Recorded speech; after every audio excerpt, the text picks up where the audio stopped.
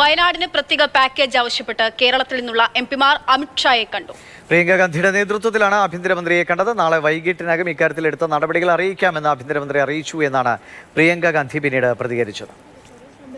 The devastation that has happened in that area is complete. The people who are affected have lost absolutely everything.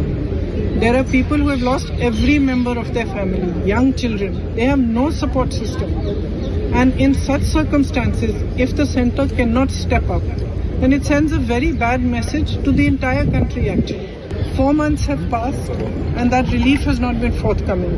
So I have appealed to the Home Minister and he's listened to us very kindly. I have appealed to him that we rise above politics and truly recognize the pain and the suffering that these people have gone through. Because the suffering is immense. So it is just on behalf of all the MPs of Kerala, it was our appeal to them that they should consider this very seriously. നമുക്കറിയാം 4 മാസമായി വയനാട് ദുരന്തമുണ്ടായിട്ട് പ്രിയങ്ക അതാണ് പറയുന്നത്. 4 മാസമായി ആളുകളുടെ വേദന അത് മനസ്സിലാക്കണമെന്നുള്ള കാര്യം അദ്ദേഹത്തെ കണ്ടു പറഞ്ഞു. കേന്ദ്ര ആഭ്യന്തരമന്ത്രി അമിത്ഷായെ കണ്ടിരിക്കുകയാണ് വയനാട് എംപി പ്രിയങ്ക ഗാന്ധി ഉൾപ്പെടെയുള്ള കേരളത്തിൽ നിന്നുള്ള എംപിമാർ. വസന്ത് വിവരങ്ങളുമായിട്ട് വസന്ത്, നാളെ വൈകിട്ടിനകം ഇതുവരെ എടുത്ത നടപടികളെ കുറിച്ചൊക്കെ വ്യക്തമാക്കാമെന്ന് അമിത്ഷാ അറിയിച്ചതായി പറയുന്നു.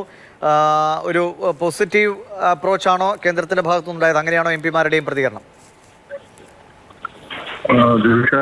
വയനാട് ചുരൽമല ദുരന്തവുമായി ബന്ധപ്പെട്ടാണ് ഇന്ന് കേരളത്തിലെ എംപിമാരുമായി പ്രിയങ്ക ഗാന്ധി ആഭ്യന്തരമന്ത്രി അമിത്ഷായെ കണ്ടത്. നിവേദനവും നൽകിയിട്ടുണ്ട്. എല്ലാ എംപിമാരും ഒപ്പിട്ട 2200 കോടി രൂപ വേണമെന്നുള്ള കേരള സർക്കാരിന്റെ അതേ നിലപാട് തന്നെയാണ് നിവേദനത്തിലും ആവശ്യപ്പെട്ടിട്ടുള്ളത്. പ്രിയങ്ക ഗാന്ധി അക്കാര്യം തന്നെയാണ് ആവശ്യപ്പെട്ടത്. ഇക്കാര്യത്തിൽ അമിത്ഷാ പറഞ്ഞത് നാളെ ഇതുവരെ എടുത്തിട്ടുള്ള നടപടികൾ സംബന്ധിച്ച ഒരു വ്യക്തത വരുത്താം. അതോടൊപ്പം തന്നെ കൂടുതൽ സഹായം കേന്ദ്രത്തിന്റെ ഭാഗത്തുനിന്ന് ഉണ്ടാകും എന്നുള്ളൊരു സൂചനയും പ്രിയങ്ക ഗാന്ധി നൽകുന്നുണ്ട്. ഇത് സംബന്ധിച്ചുള്ള വിവരങ്ങൾ കൈമാറുന്ന മുറയ്ക്ക് മറ്റ് നടപടികളെ സംബന്ധിച്ച് തീരുമാനമെടുക്കാമെന്ന് അമിത്ഷാ അറിയിച്ചു എന്നാണ് പ്രിയങ്ക ഗാന്ധി വ്യക്തമാക്കിയിട്ടുള്ളത്.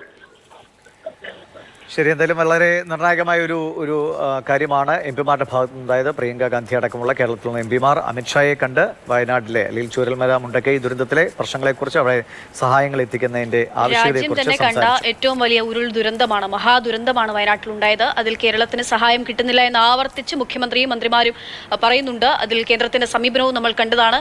ഇനി ആഭ്യന്തരമന്ത്രിയെ നേരിട്ട് കണ്ട ഈ സാഹചര്യത്തിൽ നാളെ ഉണ്ടാകുന്ന പ്രതികരണം അത് അനുകൂലമാകുമെന്ന് നമുക്ക് പ്രതീക്ഷിക്കാം. അതിന് എത്രത്തോളം സാധ്യതയുണ്ടെന്ന് നമ്മൾ മറ്റൊരു ചർച്ചയ്ക്ക് തന്നെ വിടുകയാണ്. നാളെ ഇതുവരെ എടുത്ത തീരുമാനങ്ങൾ നാളെ വൈകുന്നേരത്തിനകം അറിയിക്കാമെന്നാണ് അമിത്ഷായിൽ നിന്ന് കിട്ടിയിരിക്കുന്ന വാക്ക്. പ്രിയങ്കയാണ് നേരത്തെ സംസാരിച്ചത്. പി ബസന്താണ് വിശദാംശങ്ങൾ നൽകിയത്.